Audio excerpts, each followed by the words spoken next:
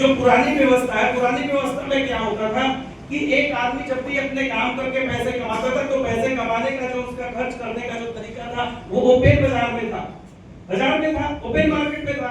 उसमें क्या करता है, ग्राहक होता है, ये भाई ग्राहक जैसे हैं, और ये पैसा कमाने के बाद जो सामान अपने घर का खरीदी करते थे, ये रिटेलर यहाँ से लाते थे।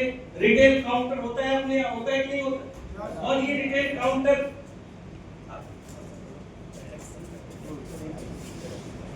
तो ये रिटेलर होलसेलर से लाते थे, होलसेलर डिस्ट्रिक्ट डीलर से लाते थे, डिस्ट्रिक्ट डीलर C&F से लाते थे, और C&F ये लोग डायरेक्ट इस कंपनी से प्रोडक्ट लेते थे। होता नहीं ऐसा, पुरानी बाजार व्यवस्था यही थी। लेकिन जब ये सामान बनाते थे और ये बड़े बड़े एजेंट के गोदाम में जब जाता था तो ये प्रश्न करते थे कि वो सामान जो आपने बनाया उसकी खासियत क्या है, उसकी खूबी क्या है, उसका गुणवत्ता क्या है, लोग कैसे जानेंगे। सबसे पहले आप उस प्रोडक्ट का, उस सामान का विज्ञापन कराइए, प्रचार प्रसार कराइए। कंपनियां मजबूरन होके ऐसे विज्ञापनकर्ता लोगों के पास जाती थी जो बड़े बड़े स्टार होते हैं, और उनके पास जाके, बड़े बड़े सेलिब्रिटी के पास जाके एक एक प्रोडक्ट का करोड़ों में अनुबंध करती है। जो छोटे छोटे भी प्रोडक्ट है ना उसका करोड़ों में अनुबंध होता है। और ये कंपनी इनसे अनुबंध करती है कि भैया आपको मेरे प्रोडक्ट के बारे में 2 सेकंड, 3 सेकंड, 5 सेकंड, 6 सेकंड बोलना है, टीवी पे आके एडवर्टाइजमेंट करना है, और बदले में आपको करोड़ों रुपए दिए जाएंगे।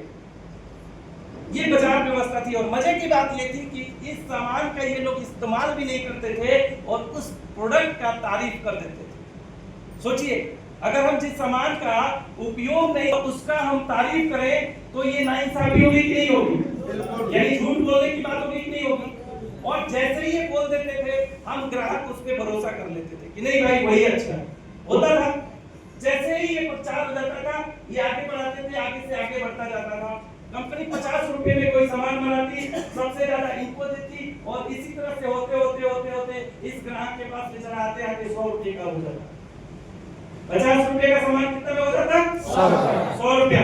ये बीच का जो 50 रुपया हम बेचारे इस ग्राहक के गाड़े कमाई का पैसा होता था, ये पैसा इन बिचौलियों के पास चला जाता था।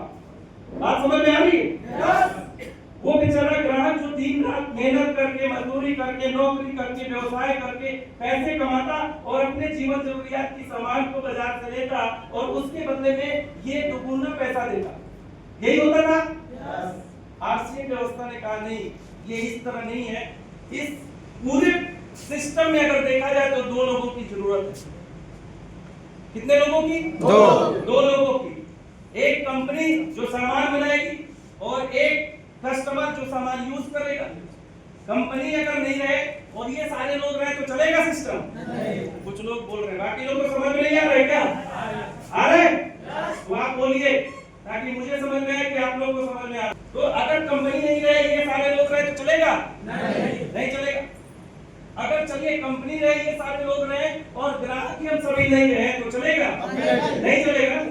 आरसीएम ने, ये अभियान ने ये देखा कि ये 2 लोगों का इंपॉर्टेंस है इस सिस्टम में, तो क्यों नहीं मिडिल मैन जो 50 रुपया ये ग्राहकों का इन लोगों के ऊपर जा रहा है, अगर इनको हटा दिया जाए और कंपनी और ग्राहक दोनों आपस में आके हाथ मिलाए और ये प्रोडक्ट बनाए और ये इस्तेमाल करे, और इन लोगों का जो विज्ञापन का काम है वो यही करे, और बदले में ये 50% पैसा इन ग्राहकों के पास बांट दिया जाए, तो इस ग्राहक की दिशा और दशा बदलेगी कि नहीं बदलेगी?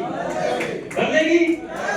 तो दोस्त, अगर आप वो मतलब डायरेक्ट, अगर आप इस बिजनेस में आने के पहले अगर ओपन मार्केट में है तो आपकी स्थिति ऐसी है, लेकिन मेरे भाई अगर आरसीए जैसा सिस्टम अगर आपके अंदर लग जाता है और आपके माइंड में चला जाता है, तो मैं गारंटी देता हूं कि आने वाले समय में यही ग्राहक की स्थिति इस तरह से सेलिब्रिटी के रूप में हो सकती है। बात समझ में आई? तो आप जिंदगी में एक बात बताइए, ऐसा रहना चाहते हैं कि ऐसा बनना चाहते हैं?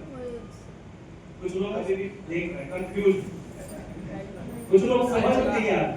मैं ये पूछ रहा हूँ कि आप ऐसा ही रहना चाहते हैं कि इस स्थिति में रहना चाहते हैं? इस स्थिति में कितने लोग हैं जो ऐसे रहना चाहते हैं जिंदगी भर, और कितने लोग ऐसे रहना चाहते हैं? ऐसे रहने वाले लोग हाथ उठाएंगे। और ऐसे कितने लोग बनना चाहते हैं, होना चाहते हैं, हाथ उठाएंगे। एक बार जोरदार ताली बजाएंगे।